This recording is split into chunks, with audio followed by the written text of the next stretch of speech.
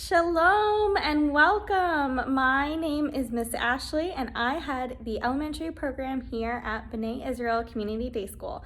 I am so excited that you and your child are going to be a part of our program next year. So I wanted to give you a little tour of what our classroom currently looks like, some of the amazing activities that we do in our classroom, and it'll give you a little glimpse into what next year is going to look like.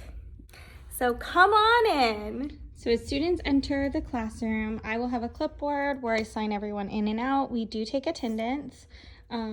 Children then put their backpacks in these cubbies. They unpack any notes they have for me. They give to me if it's a homework turn-in day. They have a basket where they turn in all their homework. As you come into the left, we have our maker space. This is a STEM center. It has a shook, which right now we have transformed into a science lab. We just got finished doing a super science unit and the kids loved it so much. I have left it up for them. We will also use our shook as a hot chocolate stand and kids will learn simple marshmallow addition, kosher of course. During Hanukkah, we will turn it into a Hanukkah hut. The kids will practice exchanging money and purchasing things from the Hanukkah hut that they would need to celebrate Hanukkah.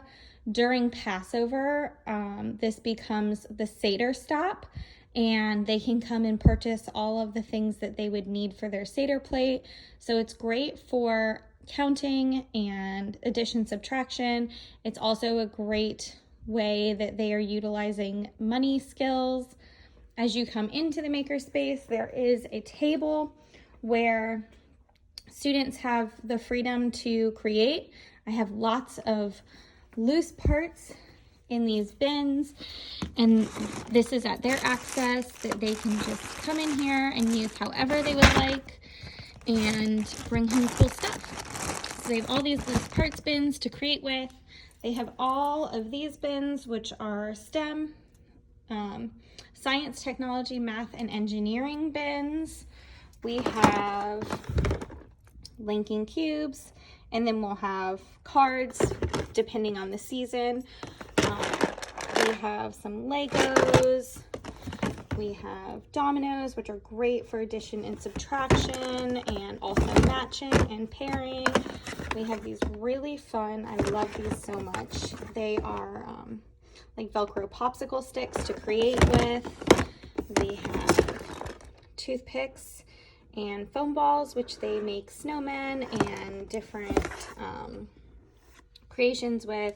They have pipe cleaners, they have straws, they have all kinds of great stuff. So this STEM center is full of really enriching hands-on play for them. Across the room right now, we currently have our cozy little library.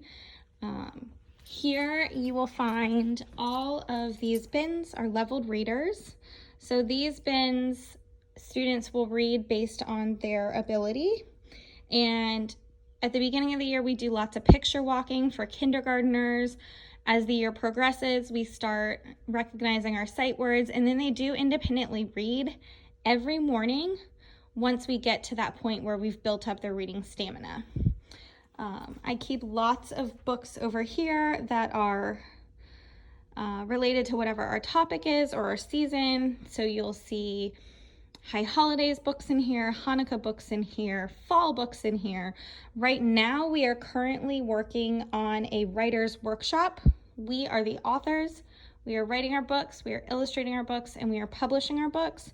So they started with lots of nonfiction writing, and they were using all of these books to find facts to write in their books. Here is an example of one of the books that was published by a student in our classroom. She wrote a rough draft. We met, we edited her rough draft. We discussed how we were going to plan her writing on her pages, and then we published her book. Super, super great. Here's an example of how their books start. So you can see we published as we highlighted as we wrote things in to make sure we didn't forget about anything. Really awesome stuff. While I'm here, I will share with you, oftentimes on Friday morning, we will make challah and discuss addition, fractions, different types of math, conversions.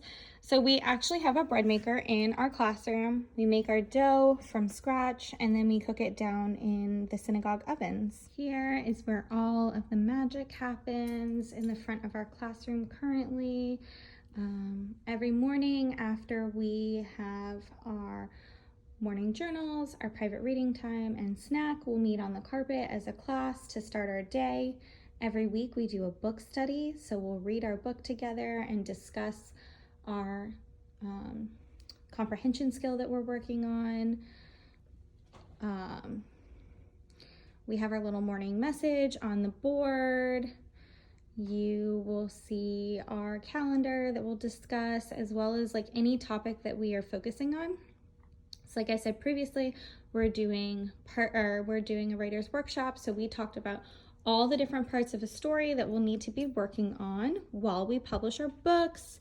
We talked about how-to, so we wrote a how-to book about how to bake cupcakes. We talked about different types of books, and then you'll see my friends leave me beautiful little drawings. Here at our front board, the kids will actually find lots of hands-on centers that they can select from to practice. There's lots of English and language arts centers. These Play-Doh letter mats are great fine motor centers. There is math in here somewhere. Here's a math, here's accounting, and a sequencing center, but they're all awesome hands-on centers. So once they've finished whatever their reading task or writing task is for the day, they have the ability to come and pick a center. So I separate them with kindergarten centers, and then for this year, I've been able to get away with doing first and second grade centers in one bin, and they know how to distinguish what's what. So they love this. It's a great motivator for them to finish their morning comprehension work so that they get to get up and grab something that interests them. And our main board, like I said, calendar and our topic for the week. Down at the bench at the bottom is usually where they can find the writing supplies that they'll need. I really encourage a very independent classroom where children are empowered to grab what they need and get the supplies they need. So I'll set up all their supplies on the bench and then they can grab them as they need them. Under the bench, we have these awesome sight word balls. We have lots of magnetiles for hands-on building. They're great for math.